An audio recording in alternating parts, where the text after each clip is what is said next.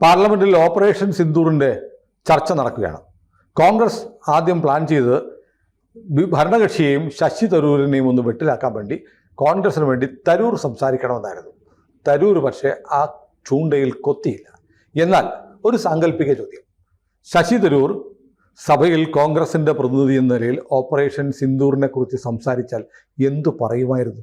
എന്ന് വെച്ച് കഴിഞ്ഞാൽ ഫ്രാൻസിസ് ജോർജ് പറഞ്ഞതിനെ നഖശിഖാന്തം എതിർത്ത് എവിടെ നിന്ന് കിട്ടി ഈ വിവരം? ഈ പാകിസ്ഥാൻ പറയുന്നത് നിങ്ങൾ ആവർത്തിക്കുന്നത് എന്തുകൊണ്ട്? 5 വിമാനങ്ങൾ, റഫേൽ ഉൾപ്പെടെ സംഭവിക്കാത്ത കാര്യങ്ങൾ, അടിസ്ഥാനമില്ലാത്ത കാര്യങ്ങൾ നിങ്ങൾക്ക് എവിടെ നിന്ന് കിട്ടി? ഇതാണോ ദേശാഭിമാനം?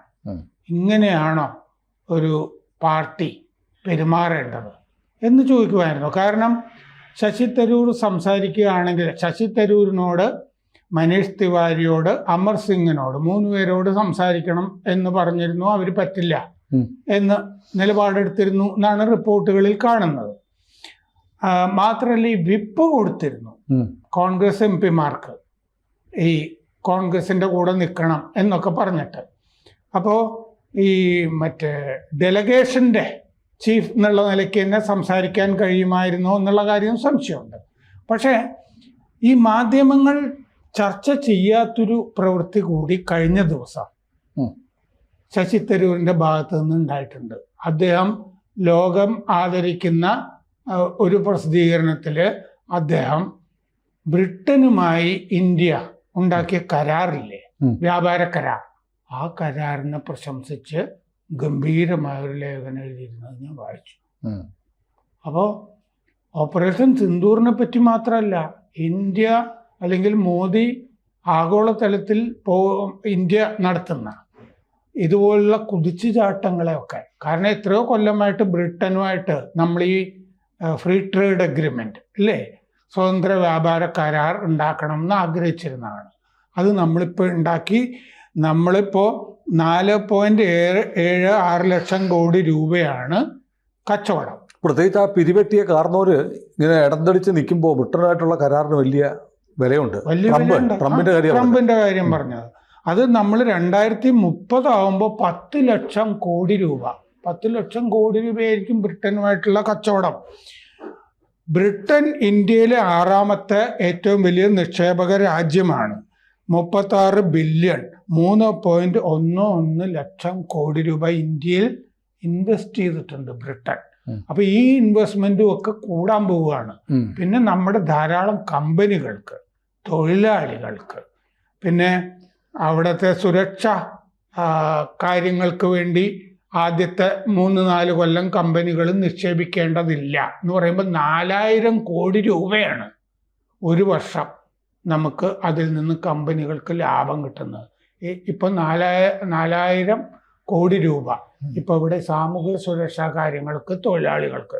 അപ്പോൾ പുതുതായിട്ടൊരു കമ്പനി തുടങ്ങുമ്പോൾ 4 കൊല്ലത്തേക്ക് ഇളവ് ഇപ്പം ആ കരാറിൽ പറഞ്ഞിട്ടുണ്ട്. ഇങ്ങനെ ഫാർ റീച്ചിങ് കോൺസിക്വൻസസ് എന്ന് പറഞ്ഞാൽ പോസിറ്റീവ് ഉണ്ടാകുന്ന ഒരു കരാറാണ്. ഈ കരാർ ഗംഭീരമാണെന്ന് പറഞ്ഞിട്ട് ശശി തരൂർ ഒരു ലേഖനം എഴുതിയത് ഇവിടുത്തെ മാധ്യമങ്ങൾ അറിഞ്ഞില്ലേ? ഒരു ചർച്ച നടന്നില്ല. അറിയാത്തതല്ല, തമസ്കരിച്ചതാണ്. അറിഞ്ഞിട്ടുണ്ടാവും അല്ലേ? അപ്പോൾ അദ്ദേഹം ഇന്ത്യ, അതായത് ഒരു ദേശമാണ് പ്രധാനം, പാർട്ടി ഈസ് സെക്കൻഡറി എന്നല്ലേ അദ്ദേഹത്തിന്റെ നയം. ദേശവും സൈന്യവുമാണ് പ്രധാനം എന്ന് പറയുമ്പോൾ അദ്ദേഹം ഒരു പ്രസംഗം നടത്തുകയായിരുന്നെങ്കിൽ ഓപ്പറേഷൻ സിന്ദൂറിനെ പറ്റി മാത്രമായിരുന്നിരിക്കില്ല പറയുന്നത്.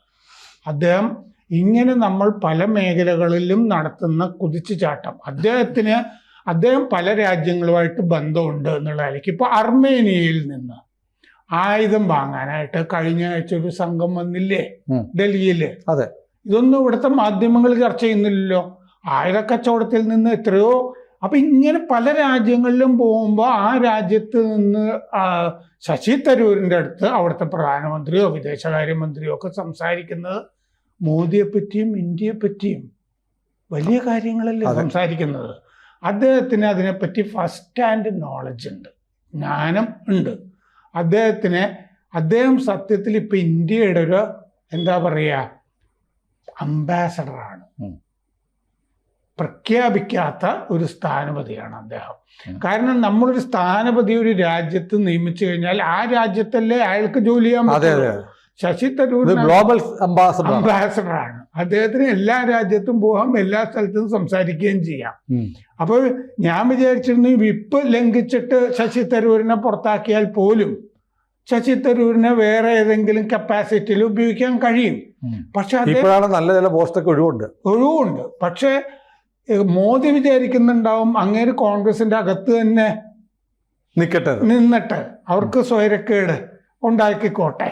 കാരണം കോൺഗ്രസിന്റെ അകത്ത് നിന്ന് ഇന്ത്യയെ പറ്റി നല്ല കാര്യങ്ങൾ, ഇന്ത്യ നല്ല കാര്യങ്ങൾ ചെയ്തു കഴിഞ്ഞാൽ പറയുന്ന ഒരാൾ കോൺഗ്രസിന്റെ അകത്തും വേണമല്ലോ. പിന്നെ അല്ലെങ്കിൽ എല്ലാം യുവമാർ മാത്രമായി പോകും, പാകിസ്ഥാനികളും ചൈനക്കാരും മാത്രമായി പോകും. അപ്പോൾ ഇന്നും അമിത്ഷായൊക്കെ ചോദിച്ചിരുന്നു, നിങ്ങൾ മറ്റേ ഗാൽവാൻ ഇല്ലേ, ജയശങ്കർ ചോദിച്ചിരുന്നു, ആ ഗാൽവാൻ സംഭവം നടക്കുമ്പോൾ ചൈനീസ് സ്ഥാനപതിയല്ലേ കാണാൻ പോയത് ഇവിടത്തെ.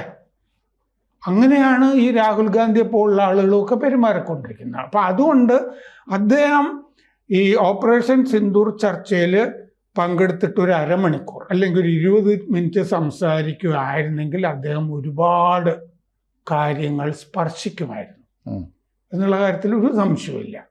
നമ്മുടെ ഡിപ്ലോമസിയെ പറ്റി, നമ്മുടെ സാംസ്കാരിക പൈതൃകത്തിനെ പറ്റി. പിന്നെ തരൂർ എന്തുകൊണ്ടായിരിക്കും സംസാരിക്കാതിരുന്നത്? അല്ല, തരൂരിനോട് തരൂര് കോൺഗ്രസിന് വേണ്ടി സംസാരിക്കണമല്ലോ. ഇതിൻ്റെ അകത്ത് വിപ്പുണ്ട്. കോൺഗ്രസിന് വേണ്ടി സംസാരിച്ചു കഴിഞ്ഞാൽ അദ്ദേഹം പാർട്ടിയോട് പറഞ്ഞു എന്നാണല്ലോ പറയുന്നത്. അത് പാർട്ടിയുടെ നയത്തിന് വിരുദ്ധമായിരിക്കും ഞാൻ സംസാരിക്കുന്നത്. അതുകൊണ്ട് വേണോ വേണ്ടോ എന്ന് ഒന്നുകൂടി ആലോചിച്ചിട്ട് പറ എന്നുള്ള നിങ്ങൾ തീരുമാനിക്കുന്നു പറഞ്ഞല്ലേ. അങ്ങനെയാണ് ഞാൻ സംസാരിക്കാം നിങ്ങൾ പറയുന്ന പോലെ. പക്ഷെ അത് നിങ്ങൾക്ക് വേണ്ടിയായിരിക്കില്ല, എൻ്റെ രാജ്യത്തിന് വേണ്ടിയായിരിക്കും ഞാൻ സംസാരിക്കുന്നത് എന്നാണ് അദ്ദേഹം പറയുന്നത്. കാരണം അദ്ദേഹം ആ ഡെലിഗേഷന്റെ ഭാഗമായി ചെയ്ത നയതന്ത്ര ദൗത്യം എന്തായിരുന്നോ അതല്ലേ അദ്ദേഹത്തിന് പറയാം. തരൂരിനെ കുരുക്കാൻ നോക്കി കോൺഗ്രസ് പെട്ടുപോയി. കോൺഗ്രസ് വല്ലാതെ പെട്ടുപോയി എന്ന് മാത്രമല്ല, കോൺഗ്രസിന് ഈ പഹൽഗാം ആക്രമണം നടത്തിയ അതിന്റെ സൂത്രധാരൻ സുലൈമാനിയും ഒക്കെ തട്ടിക്കളഞ്ഞതോടുകൂടി ഒന്നും പറയാനില്ല. ബ്ലാ ബ്ലാ ബ്ലാ മാത്രമേ ഉള്ളൂ. പിന്നെ കംപ്ലീറ്റ് ബ്ലാ ബ്ലായ. അതും KC വേണുഗോപാലൊക്കെയാണ്. ഈ തരൂരിനെ എന്തെങ്കിലും KC വേണുഗോപാലിനെ റീപ്ലേസ് ചെയ്യാൻ പറ്റുമോ?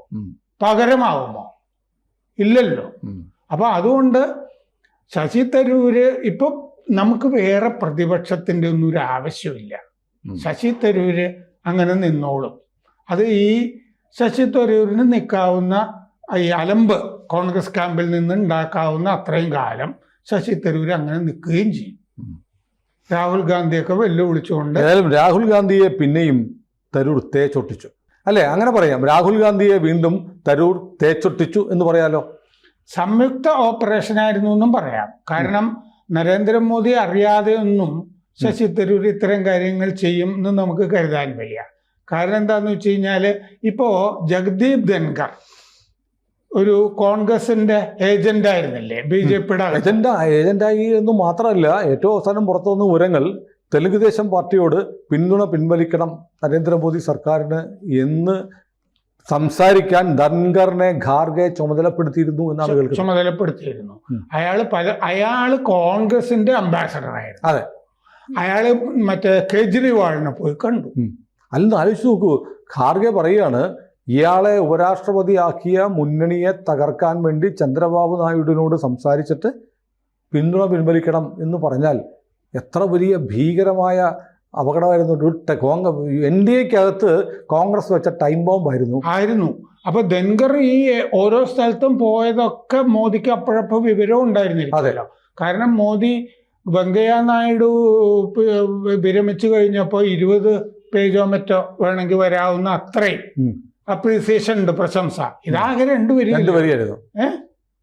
മറ്റേ MN വിജയൻ മരിച്ചു പോയപ്പോൾ പിണറായി വിജയൻ പറഞ്ഞ പോലെ നല്ല അധ്യാപകനായിരുന്നു എന്ന് പറഞ്ഞ പോലെ അദ്ദേഹത്തിന് ഒരുപാട് പദവികൾ കിട്ടിയിട്ടുണ്ട് എന്നാണ് ഞങ്ങൾ കൊടുത്തിട്ടുണ്ടെന്ന്. ആവശ്യമില്ലാഞ്ഞിട്ടും ഇവൻ പണ്ട് ജനതാദളും കോൺഗ്രസും ഒക്കെ ആയിരുന്നാണ്, ജുൻജുനൂലും ഒക്കെ അവർക്ക് വേണ്ടിയൊക്കെ മത്സരിച്ചാണ് തോറ്റുപോയതുമാണ്. അവസാനം 3ാം സ്ഥാനത്തൊക്കെ എത്തിയതാണ്. പിന്നെ BJP എടുത്തിട്ട് എത്ര അർഹതയും യോഗ്യതയൊക്കെ ഇല്ലാത്ത സ്ഥാനങ്ങളും ഒക്കെ കൊടുത്ത് മോദിക്ക് പറ്റിയൊരു പെശകാണ് ധൻഖർ. വലിയ അബദ്ധമായി പോയി ധൻഖർ. അപ്പോൾ ധൻഖർ ഇങ്ങനെ 2023 ഇയാളെ ഇംപീച്ച് ചെയ്യാനായിട്ടൊരു പ്രമേയം കോൺഗ്രസ് കൊണ്ടുവരുമായിരുന്നല്ലോ. അങ്ങനെ ഒരു സന്ധിയിലാണ് ഇയാൾ ചെന്ന് പെട്ടത്, കോൺഗ്രസിന്റെ ക്യാമ്പിൽ പോയി പെട്ടത്. എന്നിട്ട് അവര് കൊണ്ടുവരുന്ന പ്രമേയം സ്വീകരിക്കുക, അതെ, അയാളെ വൈസ് പ്രസിഡന്റ് ആക്കിയ പാർട്ടിയെ അവഗണിക്കുക, അതിനെതിരെ സംസാരിക്കുക. മാത്രമല്ല ഈ സുപ്രീം കോടതിയെ എല്ലാ ദിവസവും മണക്കുക. നമുക്ക് കോടതിയൊക്കെ അത്യാവശ്യം സോപ്പിട്ട് കൊണ്ടുപോകുന്നവരല്ലേ പ്രധാനമന്ത്രിമാരും, അങ്ങനെയൊക്കെയല്ലേ ഭരണം. ഭരണം എന്ന് പറഞ്ഞാൽ സുപ്രീം കോടതിയെ കൂടി പലപ്പോഴും കൂടെ നിർത്തേണ്ടി വരില്ലേ. ഇത് മറ്റേ മോദി സർക്കാരിനെ എതിരാക്കുക സുപ്രീം കോടതിയെ എന്ന് പറഞ്ഞൊരു ദൗത്യം കൂടി ഇയാൾ നിർവഹിക്കാൻ തുടങ്ങി. പോകുന്ന സ്ഥലത്തൊക്കെ സുപ്രീം കോടതി ജഡ്ജിമാരെ ചീത്ത പറയുക അല്ലേ. മറ്റേ ഏതായാലും ആ കഥ കഴിഞ്ഞു. ആ പദവി, ആ സീറ്റ് ഒഴിവാണ്, അതിലേക്ക് ആരാണെന്ന് തീരുമാനിച്ചിട്ടില്ല. അപ്പൊ അവര് ധൻഖർ അവർക്ക് നഷ്ടപ്പെട്ടു. ശശി തരൂർ എപ്പോഴാണെന്നും പറഞ്ഞല്ലേ, മറ്റേ നോമ്പ് കാലം നോക്കുന്ന ഏതോ ഒരു പക്ഷിയുടെ പേരൊക്കെ പറയില്ലേ, അതോ കുതിരയുടെ കാര്യമൊക്കെ പറയുന്ന പോലെ ഒരു നല്ല കാലം നോക്കി നിൽക്കുകയാണ് ശശി തരൂർ. ശശി തരൂർ അതിൻ്റെ അകത്ത് തന്നെ കാണും. അവര് പുറത്താക്കുന്നത് വരെ അവിടെ തന്നെ കാണും. ഏതായാലും ആ നിലയ്ക്കാണ് അദ്ദേഹത്തിന്റെ ഇപ്പോഴത്തെ നയതന്ത്രം. കൂടുതൽ വാർത്തകളും വിശേഷങ്ങളും നിങ്ങളിലേക്ക് എത്താൻ ABC മലയാളം സബ്സ്ക്രൈബ് ചെയ്യുക, ബെൽ ബട്ടണും അമർത്തുക.